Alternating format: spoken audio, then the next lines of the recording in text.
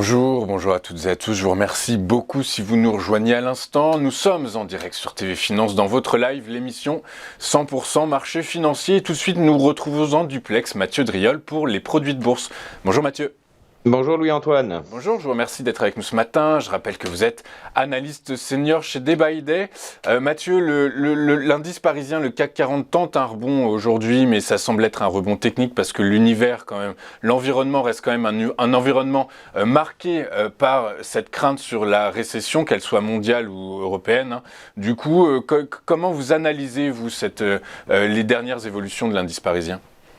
Eh bien, en fait, un indice ou un sous-jacent, hein, quel qu'il soit d'ailleurs, qui marque des nouveaux plus bas avec une belle bougie noire comme celle d'hier, est un indice qui est tout simplement en pression baissière manifeste. Hein. Les cours ont tenté, avaient tenté depuis quelques semaines déjà de se stabiliser au-dessus d'un support à 5855 points, niveau qui avait été déjà testé à plusieurs reprises, et les cours d'hier ont clôturé sous ce niveau, matérialisant donc une nouvelle phase de baisse qui semble être impulsive. Alors oui, on a un rebond, en tout cas une tentative de reprise haussière ce matin.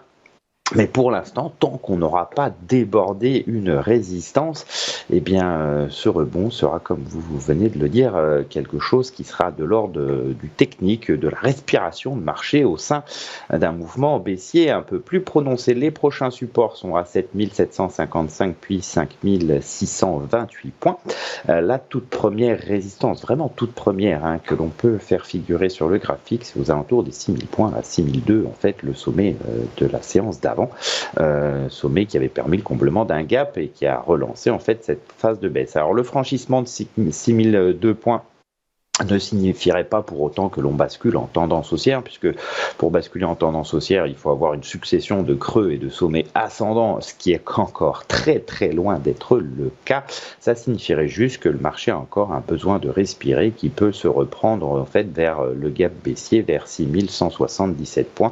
Ça serait une borne supérieure à venir à aller chercher et qui serait forte. En attendant, pour l'instant, lecture baissière toujours forte sur l'indice CAC 40, ce qui impacte effectivement notre sélection. Votre sélection, et donc vous pensez que Score peut accompagner ce mouvement à la baisse, Mathieu ?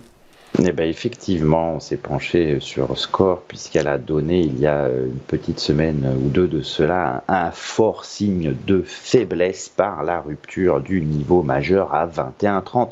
Ce niveau, comme on peut le voir sur ce graphique en données hebdomadaires, est un niveau particulièrement puissant. Hein. Il avait été testé à 3 reprises ces dernières années pour à chaque fois des phases de rebond assez ample, et là, il n'a pas permis un retour des acheteurs. Il a été enfoncé en clôture avec notamment cette très forte séance de baisse de cette semaine.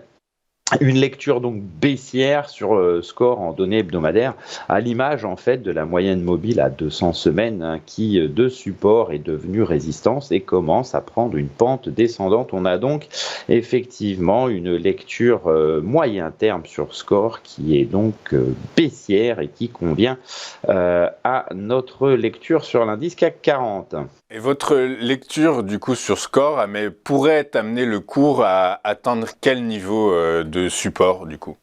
Il faut donc effectivement basculer sur un graphique en données quotidiennes pour affiner les objectifs, et on voit bien la rupture du support à 21,40, support majeur qui est devenu résistance majeure, avec notamment l'ouverture d'un gap baissier qui est toujours, lorsqu'on casse des niveaux, un signe en analyse technique d'un mouvement baissier fort, d'autant plus que le titre est sorti par le bas d'une petite consolidation en triangle. Ce type de figure est une figure de continuation de tendance.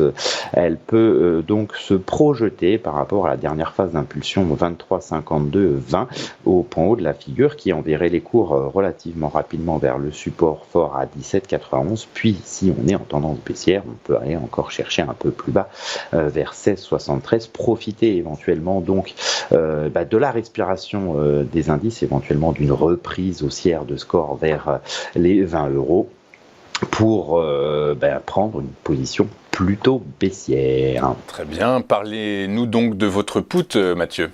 Et à ce titre, effectivement, en scénario principal baissier, nous avons sélectionné le turbo illimité best put de Mnemo 65-75T, une parité de 0,20, une échéance ouverte, bien sûr, le levier de 6,20 et une barrière désactivante située à 21,96.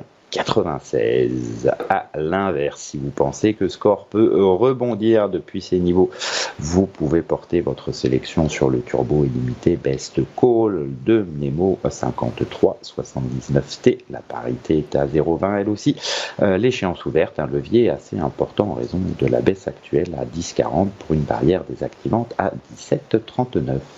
Eh bien, merci Mathieu pour ces conseils de trading. Je rappelle que les produits que vous proposez dans vos produits de bourse sont des produits très spéculatifs que l'AMF classe dans la catégorie 7 et qu'ils sont donc destinés à des investisseurs extrêmement aguerris.